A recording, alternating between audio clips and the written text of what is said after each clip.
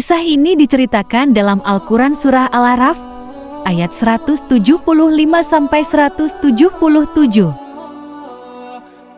Balaam bin Baura adalah seorang ulama dari kalangan Bani Israel yang hidup di zaman Nabi Musa alaihissalam.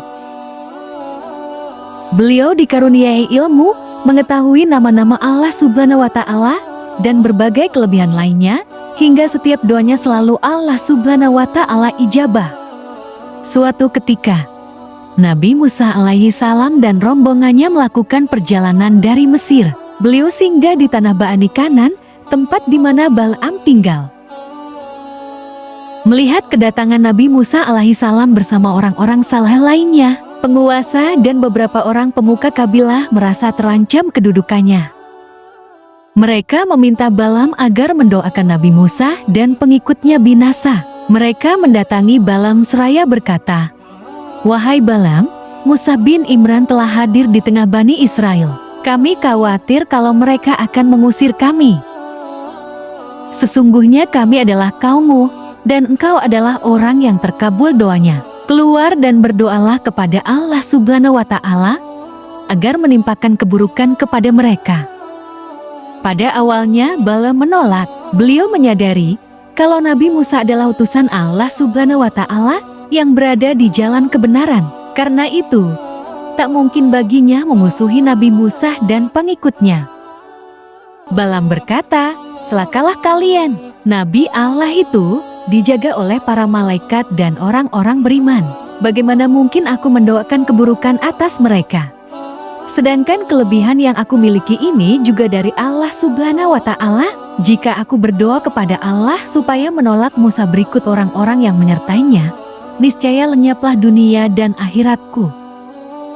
Tetapi karena dahsyatnya bujuk rayu sang penguasa yang akan memberikan harta dan kedudukan padanya, istrinya pun goyah dan meminta agar Balaam menerima tawaran tersebut. Akhirnya iman Balaam pun ikut goyah dan tak kuasa menolaknya. Akhirnya Balaam bin Baura pun bergabung bersama penguasa zalim. Balaam kemudian menaiki kudanya menuju Bukit Husban, di mana ia dapat melihat Nabi Musa dan pengikutnya.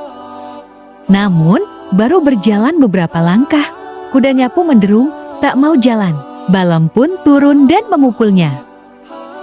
Maka Allah Subhanahu wa Ta'ala mengizinkan kuda tersebut berbicara padanya. Kuda itu berkata, "Celakalah engkau, wahai Balaam, kemana engkau hendak pergi? Tidakkah engkau melihat para malaikat di hadapanku menolak? Apakah engkau hendak pergi kepada Nabi Allah dan kaum mukminin untuk mendoakan keburukan kepada mereka?" Namun Balaam yang sudah bergabung dengan penguasa zalim itu tak peduli dan terus memukulnya. Allah Subhanahu wa Ta'ala membiarkan kuda itu berjalan hingga sampailah di hadapan Nabi Musa alaihissalam dan Bani Israel. Kemudian Balaam pun mulai mendoakan keburukan kepada Nabi Musa dan para pengikutnya. Tetapi tidaklah ia mendoakan keburukan kepada mereka, melainkan Allah memalingkan lisannya, sehingga mendoakan keburukan kepada kaumnya. Tidaklah ia mendoakan kebaikan kepada kaumnya, melainkan Allah memalingkan lisannya, sehingga mendoakan kebaikan kepada Nabi Musa dan Bani Israel. Melihat doanya yang terbalik, kaumnya pun langsung protes, "Wahai Balaam, apakah engkau tahu apa yang engkau lakukan? Engkau hanyalah mendoakan kebaikan kepada mereka dan mendoakan keburukan kepada kami." Ia menjawab, "Inilah yang tidak aku kuasai. Ini sesuatu yang telah Allah tentukan." Kemudian lidahnya menjulur sampai ke dadanya. Lalu ia mengatakan, "Sekarang telah hilang dariku dunia dan akhirat. Tidak tersisa lagi selain makar dan tipu daya, maka aku akan membuat makar dan tipu daya untuk kalian."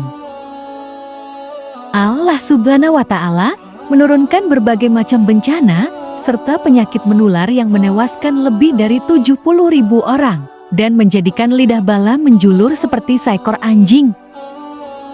Begitulah nasib ulama yang rela menjual agamanya demi harta, jabatan dan orang-orang yang membayarnya.